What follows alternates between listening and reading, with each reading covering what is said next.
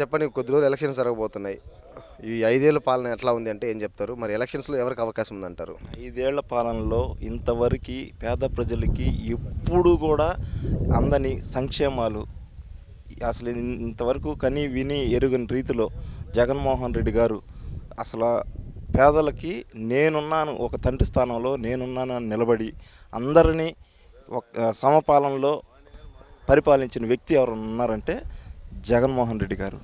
ఆ జగన్మోహన్ రెడ్డి గారి వెన్నెముక విజయసాయిరెడ్డి గారు మన నెల్లూరుకి రావడం చాలా చాలా చాలా చాలా అదృష్టవంతుడు.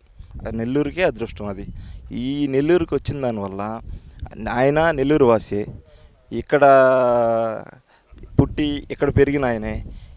ఇక్కడ లేకపోయినా కానీ నెల్లూరుకి వచ్చిన తర్వాత అందరికీ ఈ నెల్లూరు మీద ఉన్న ఆయన ప్రేమతో అందరికీ అభివృద్ధి చేస్తాడు అని ఒక గట్టి నమ్మకంతో విజయసాయిరెడ్డి గారిని గెలిపించుకునేదానికి సాయి శక్తుల ప్రజలందరూ కృషి చేస్తున్నారు.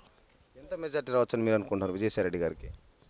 తక్కువలో తక్కువ లేకుండా 1,50,000 పైగా మెజారిటీతో విజయసాయిరెడ్డి గారు విజయకేతనం ఎగరేస్తారు.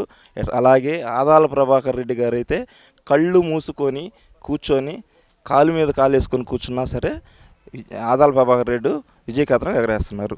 నెల్లూరులో జగన్మోహన్ రెడ్డి గారికి 10కి 10 decide. Like and subscribe Eagle Media Works.